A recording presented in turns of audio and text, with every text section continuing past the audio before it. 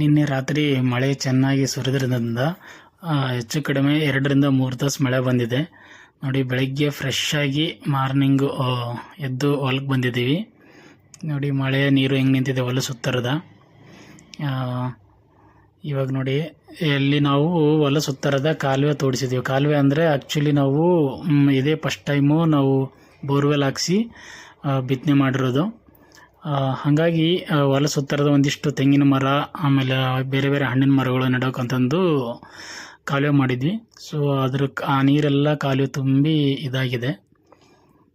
ಇದು ನಾವು first time ಬಿತ್ತನೆ ಮಾಡಿರೋ ಮೆಕ್ಕೆಜೋಳ. ನೋಡಿ ಹೇಗಿದೆ. ಮೆಕ್ಕೆಜೋಳ ಚೆನ್ನಾಗಿ ಬಂದಿದೆ. ಇನ್ನೊಂದು 1 ರಿಂದ 1.5 ತಿಂಗಳು ಕಟಾವು ಬರುತ್ತೆ.